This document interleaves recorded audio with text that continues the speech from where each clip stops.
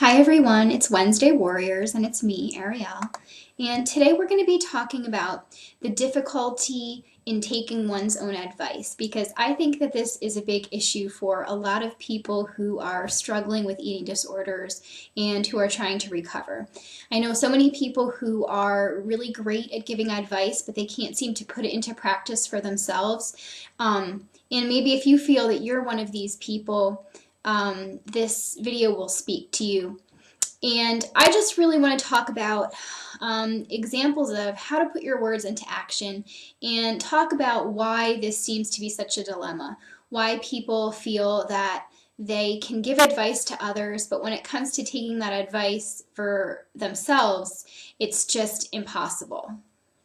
For me, in the past, I have always wanted to help people with eating disorders, much in the same way that I do now, but I wasn't in the same mindset that I am these days. I mean, I was recovering, I was in recovery and I wanted that, but I wasn't recovered and I was still struggling and I still had my own personal setbacks, and I found it very easy to feel that I could give advice to other people and was good at giving advice to other people, but I didn't really take that advice and put it into practice in my own life. And it's such a very difficult thing to do because we're all only human. And I have some thoughts about why I think people find it difficult to put into practice what they tell other people. Number one, I think it's because we feel that we're not as worth it as our friends are, or as other people out there who are struggling with the same thing. We think that we are somehow not up to par, we are not good enough to be bestowed that kind of advice, to use that kind of advice, and to succeed at it. And I also think that we don't want to fail. So we don't even try because we have that fear of failing. We think that if we even try our own advice, there is the possibility that we might fail, and that is pretty scary. The third thing that I think really contributes to why people find it difficult to take their own advice is we know how good our own advice is. We know we're good. So we know if we listen to the good stuff that we tell others, we will beat our eating disorders once and for all. And that scares us. You know, it's a scary, scary reality that part of us wants so badly and the other part of us just doesn't want to face. So we know we're good. We know how to give advice to other people. You know, we know, and that's what's stopping us.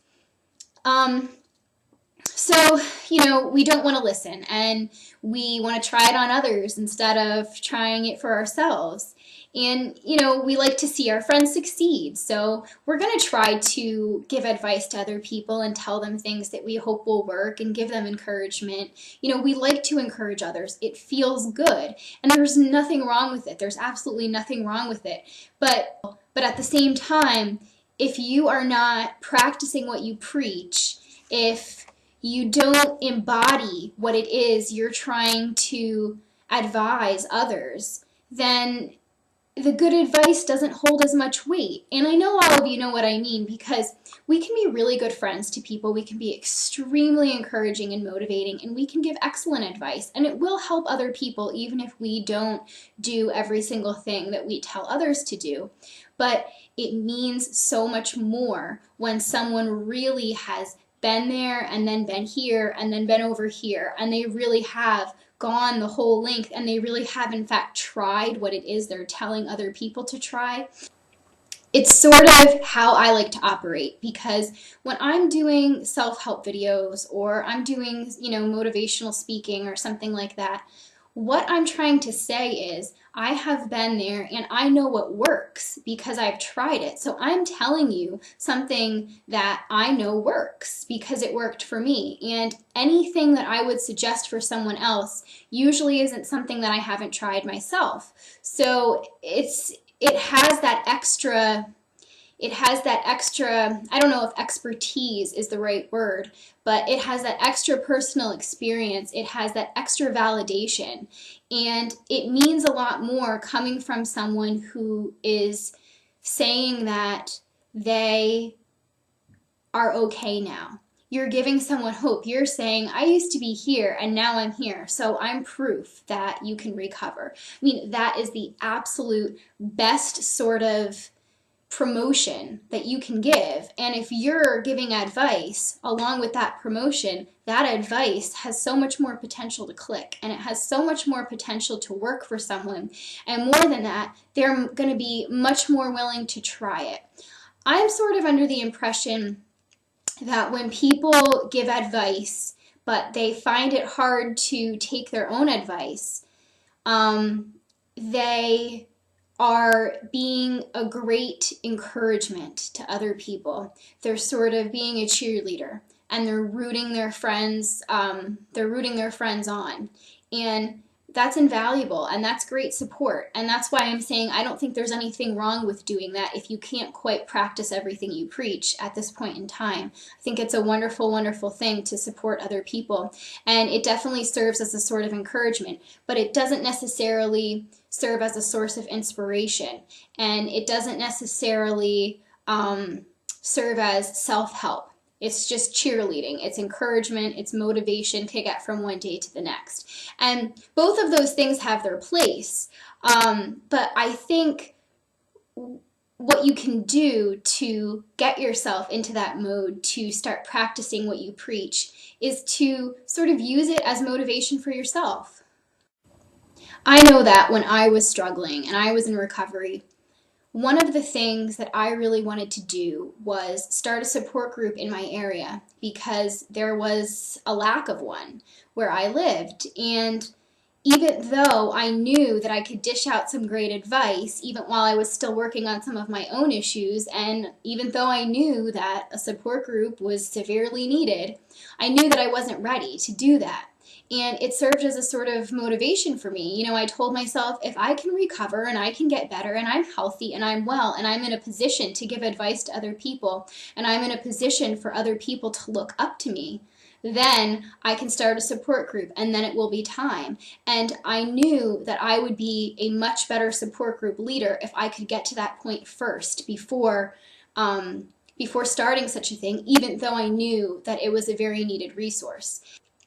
If you are healthy and well yourself, you're going to be able to put your best foot forward, and you're going to be really in a position to help other people, because I think whether you like it or not, when you are giving someone advice on eating disorder recovery, you are a role model. Whether you like it or not, you are a role model for someone out there. So it's something to really be aware of. So if you can use your desire and passion for helping others as a motivation in your own recovery, you have a really strong basis to recover. Because if you know that you really want to help others, you're not going to be able to help others to the fullest extent unless you're healthy yourself. And it's going to mean so much more, and it's going to be so much more valuable and validating and helpful, and it's going to be so much more fulfilling for you. So it's really something to shoot for. It's a really, really amazing goal. And you really have to take into consideration the things that I talked about earlier in the video about the reasons that people find it hard to take their own advice, that we think that we're not as worth it as our friends are, that we are afraid to fail so we don't even try, that we know how great our advice is, so we know if we actually used it and listened to it that we would succeed in starting to beat our eating disorders. And living without an eating disorder, it sort of prevents us from trying. So on that note, here's my advice for all of you. Keep encouraging each other. Support is one of the most important and most wonderful things that we can do for each other. Keep doing that. Keep supporting everyone that you know who's in recovery, and it will help support you. It will help support your own recovery. Keep encouraging, keep looking for motivation, keep looking for inspiration out there, and start to become your own inspiration. I hope everyone's having a great week, and I'll see y'all next time.